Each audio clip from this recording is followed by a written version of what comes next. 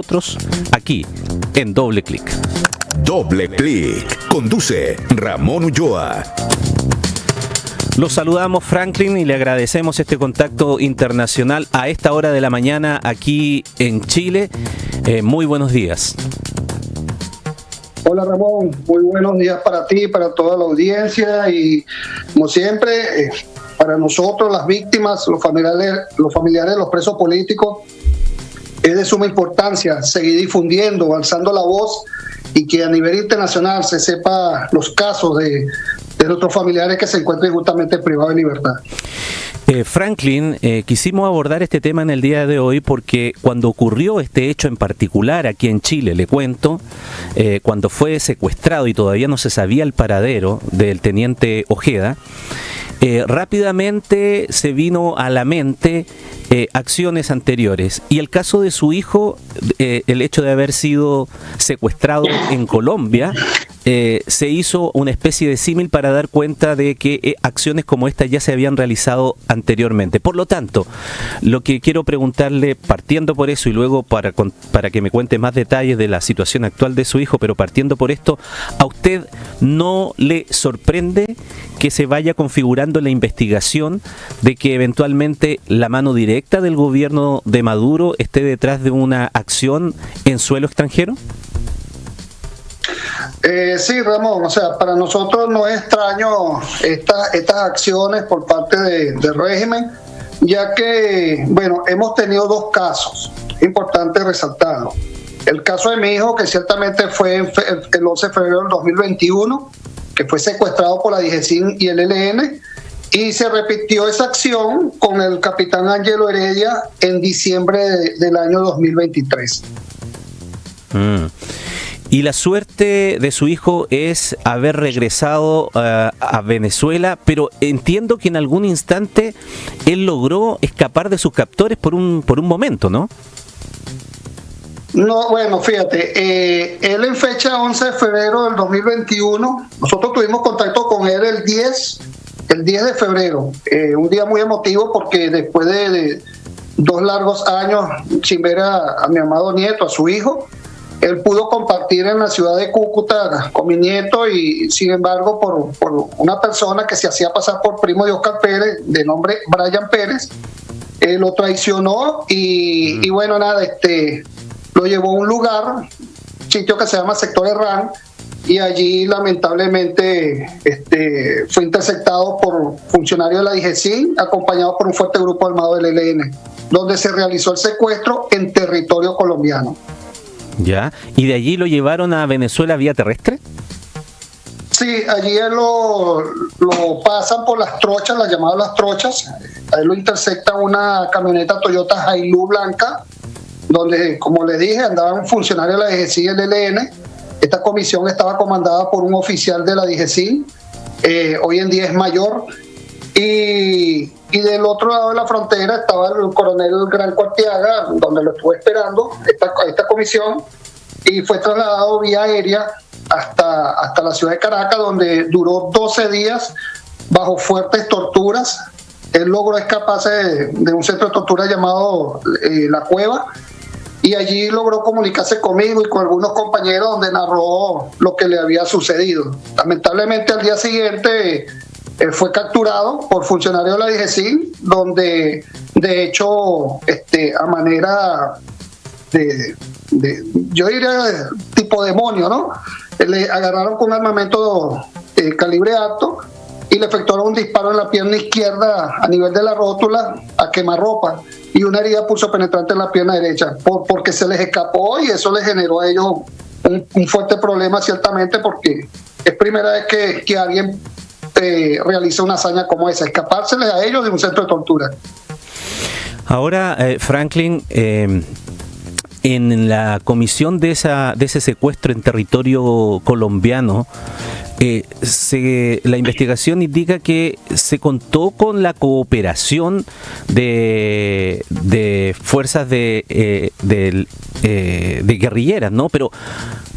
Pero ¿tuvo alguna implicancia, no sé, autoridades colombianas para poder, ¿cómo se llama?, colaborar con la ubicación de su hijo? Lo pregunto porque una acción de un servicio de inteligencia en otro país es sumamente llamativo, y uno puede pensar si recibió ayuda interna de Colombia o no.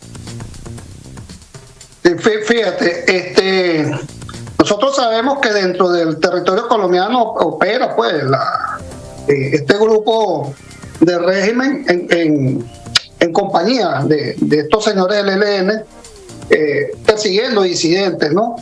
Y haciendo sus trabajos de investigación. Y no es la primera vez que ocurren este tipo de actos. Lo que pasa es que hay muchos casos que, bueno, los familiares y los mismos personal militar disidente prefieren mantenerlo bajo silencio por las amenazas y por los tipos de persecución y todo lo que arremete el gobierno de Maduro en contra de esas personas. Pero a mí me llamó mucho la atención, Ramón, porque cuando mi hijo fue secuestrado, por supuesto que yo me entero que mi hijo me contacta. Yo realicé las distintas denuncias por los medios de comunicación. De hecho, NTN 24 y Caracol, ellos me efectuaron entrevistas. De hecho, Caracol creo que ya lleva 3 premios por el mejor reportaje por el secuestro de mi amado hijo en territorio colombiano. Y sin embargo, las autoridades colombianas al momento no habían hecho nada. Pero bueno, te notifico a ti y a la audiencia que con la lucha que yo llevo constante sin miedo por la libertad de mi hijo, se pudo lograr en diciembre del 2023 que la Fiscalía General de Colombia pudiera aperturar una investigación por el secuestro de mi hijo. Ya esa investigación está en curso y para mí por lo menos es algo satisfactorio que entre las cosas malas que estamos viviendo, que por lo menos el gobierno de Colombia haya aceptado que mi hijo fue secuestrado en ese territorio. Ah, perfecto. Ahora, ¿cuánto tiempo me dio en esta incertidumbre de que usted perdió contacto con su hijo y que entiendo las autoridades venezolanas no reconocían tenerlo como retenido? ¿Cuánto duró eso y qué gestiones hizo para que al menos le reconocieran que estaba en poder de ellos? Sí, fíjate, una anécdota o algo loco que nos ocurrió. Mi hijo, él había quedado el 11 de febrero del 2021, había quedado en contactarnos y enviarnos unas medicinas allá a Venezuela, ¿no? Pero entonces nosotros no tuvimos contacto con él ese día y al día siguiente le preguntábamos qué había pasado. Entonces, sin embargo, él nos respondió y hacía comentarios que sabíamos que aquí está pasando algo, porque mi hijo no dice esas cosas, ¿no? Pedía de que hablara con mi otra hija, que en ese momento era oficial también del ejército, que le dijera cuántos armamentos había en la unidad donde ella estaba. Entonces para nosotros fue extraño, ¿no? Y sin embargo, por supuesto, nosotros le respondimos, bueno, te volviste loco, porque estás haciendo ese tipo de preguntas. Entonces de allí no tuvimos más nunca contacto con él hasta esa fecha del 23 de febrero, que él logró escaparse luego de 12 días. Y bueno, supimos que la DGCIN era el que se estaba haciendo pasar por él, por supuesto, ¿no? Yeah. Pero ya después de allí, de ese contacto, que nosotros de hecho nos enteramos que el 24 fue capturado por la DGCIN y lo tenían en el hospital militar de Carlos Albelo, de Caracas, a nosotros, mi esposa siendo médico, o sea, se identificaba como médico para pasar a ver a mi hijo y yo de igual manera, y en todo momento nos los denegaron. Fueron 45 días sin saber nada de mi hijo, más sabiendo que lo tenía la DGCIN. Ya sabíamos por fuentes internas militares que nos habían dicho su hijo lo tiene en el hospital militar. De hecho, nosotros hicimos una campaña muy sólida, muy fuerte, y le exigimos a la ONU que nos ayudara, que nos dieran fe de vida. De hecho, bueno, a los 45 días la DGCIN no le quedó más que otra que darle una llamada a mi hijo para decir que él estaba bien, que a él no le habían disparado, que él iba a salir en libertad. Y sabíamos que la llamada estaba siendo, como se dice, dirigida por funcionarios que estaban allí en ese momento con él. Pero a los 45 días fue que lo pudimos ver y nos dimos cuenta que ciertamente tenía un disparo en la pierna izquierda a nivel de la rótula que le imposibilitaba caminar.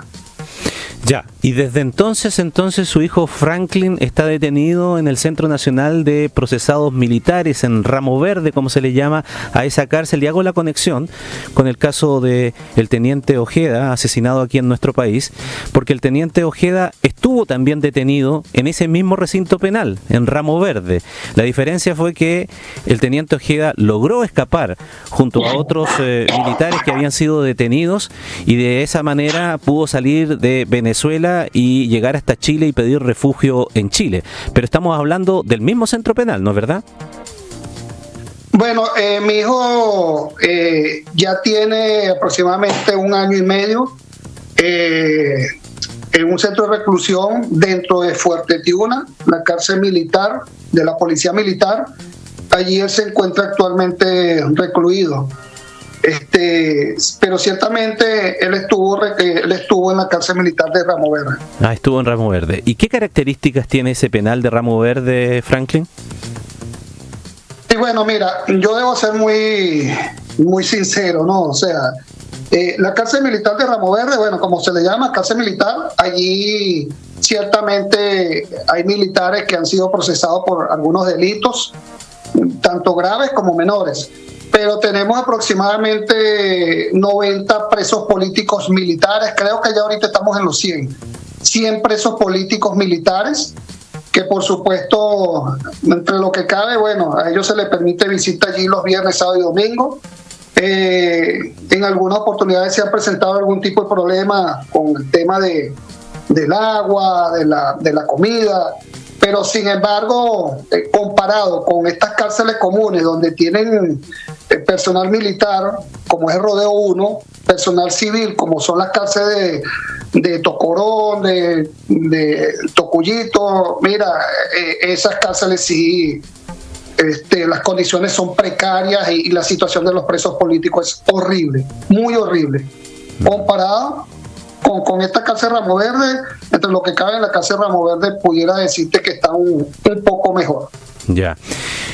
En las diligencias que hicieron ustedes como familia, como fundación y como agrupaciones de presos políticos, han denunciado en varias ocasiones las condiciones en las cuales los presos políticos en Venezuela están recluidos, y también el hecho de que son víctimas de apremios ilegítimos y de tortura. ¿A qué instancias internacionales han reclamado eso corporativamente? Sí, Ramón, fíjate, nosotros, de hecho, quisiera reseñar, ¿no? La Fundación Familia SOS Libertad nació a petición de un grupo bastante significativo de presos políticos militares y civiles en la cárcel de Ramo Verde, un 3 de octubre del 2021. Ellos me eligieron a mí en vista de que yo desde el comienzo alcé mi voz, no nada más por mi amado hijo, primer teniente de ejército Franklin Caldera, sino por todos los presos políticos militares y civiles. Y es la lucha que yo vengo ya de más de 4 años. Se creó esta fundación llamada Familia SOS Libertad, legalmente constituida y registrada. Nos tocó hacerlo en Colombia, de hecho, porque en Venezuela no nos permitían registrarnos. Y de allí comenzó nuestra lucha, nuestra labor y tarea también de formar activistas defensores de derechos humanos, porque Franklin Caldera padre no es nada más que ha venido alzando la voz, sino que bajo este sufrimiento el cual me ha tocado vivir, me he venido capacitando como activista defensor de derechos humanos, acreditado de hecho por la Corte Interamericana de Derechos Humanos, ya con varios talleres y diplomados que he venido realizando, al igual que con otras instancias. Entonces nosotros venimos trabajando de la mano, ciertamente con la ONU, donde venimos documentando los casos de los presos políticos militares y civiles, así como venimos trabajando también con la Federación Internacional de Derechos Humanos, con la Corte Interamericana de Derechos Humanos, entre otras organizaciones, ¿no? Donde venimos documentando, venimos alzando nuestras voces. De igual manera, por supuesto, no nos quedamos allí nada más, sino que también hacemos lo que se llama el aporte de amor, de llevar insumos, bien sea de utilización personal o bien sea de comida.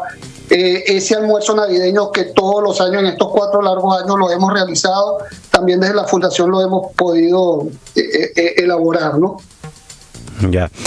Le preguntaba eso porque usted me corrige si estoy equivocado o no, pero entiendo que cuando la expresidenta chilena, Michelle Bachelet, ocupó el cargo de alta comisionada de derechos humanos en la ONU, emitió un informe casi al término de su mandato respecto de la situación de Venezuela, donde daba cuenta y se denunciaban, la existencia de estos presos políticos, la persecución política, etcétera, que causó mucha conmoción en su momento, mucho revuelo en nuestro país también, evidentemente por haber sido expresidenta de Chile.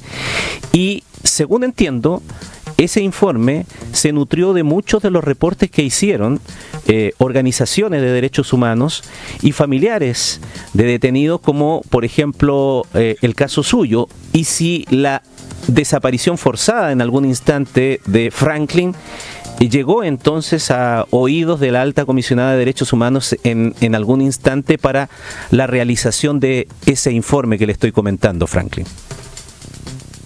Sí, Ramón, mira, para nadie, como se dice, es un secreto, porque yo en los conversatorios, tanto en universidades, entrevistas internacional, nacional, yo siempre he manifestado que gracias a la alta comisionada Bachelet, en ese entonces ella era la jefe pues, de la parte de la ONU, gracias a ella y a su equipo en Venezuela, hoy por hoy yo puedo decir que mi hijo está vivo, porque muy responsable lo voy a decir, la orden era asesinar a mi hijo.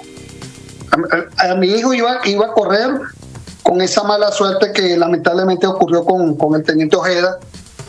Y cuando nosotros nos enteramos de esa información que nos dieron internamente en la misma DGCIN, unas personas allí aliadas, tuvimos que exigir. Recuerdo ese día mi esposa llorando a gritos, igual yo, suplicando por la vida de mi hijo, suplicando que no lo asesinaran, y la ONU se apersonó hasta las instalaciones de la DGCIN y exigió al régimen que nos dieran fe de vida de mi hijo. De hecho, fíjate algo, Ramón, algo muy curioso. Cuando a mí me estaban entrevistando en ese momento un medio de comunicación de Colombia en directo, cuando hicieron la llamada, cuando mi hijo hizo la llamada, y cuando yo escucho a mi hijo, el teléfono de la casa tenía el altavoz, por supuesto se escuchaba clarito cuando las personas que estaban detrás de él o al lado de él le indicaban lo que tenía que decir.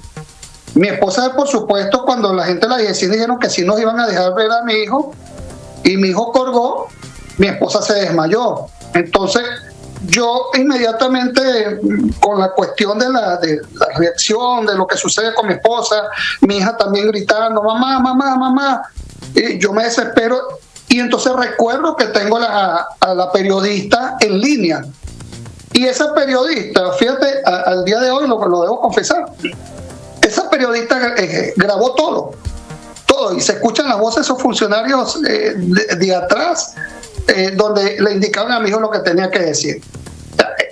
Todas esas pruebas están ante las instancias internacionales. Las pruebas de que quisieron intentar asesinar a mi hijo estando privado de libertad en 2 oportunidades. Entonces, todo este material es importante tenerlo a la mano, porque el proceso de nosotros los familiares que hemos estado desarrollando en justicia y por la libertad de nuestros seres amados ha ido mucho más allá. Por lo menos en mi caso yo perdí el miedo. Y siempre lo digo, Ramón, yo no soy ningún terrorista, yo no soy ningún traidor a la patria. Yo lo que soy es un venezolano que ama a su país, que ama a su hijo, y que lo único que estoy exigiendo es la libertad de mi amado hijo, la de los más de 2.000 presos políticos y la misma libertad de mi amada Venezuela. Eso no es ser terrorista ni traidor a la patria. Y por lo menos yo hablando aquí contigo, siempre a mí me dice, mira, pero a ti no te da miedo estar hablando de eso. No, es que ¿por qué tengo que tener miedo? El miedo no me da derecho a pensar. O sea, yo tengo que alzar la voz por mi hijo. Así como ellos cuando participaron el 4 de febrero y el 27 de noviembre, esos sí eran actos de terrorismo lo que ellos hicieron.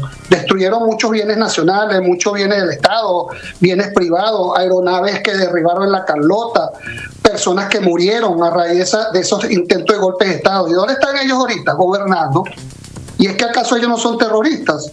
Entonces, ¿vas a llamar terrorista a un oficial que por alzar la voz y pedir un cambio por su país, o sea, lo vas a considerar terrorista, traidor a la patria, asociación para delinquir, y pare usted de contar para meterle 30 años de cárcel? Es injusto, Ramón, es muy injusto.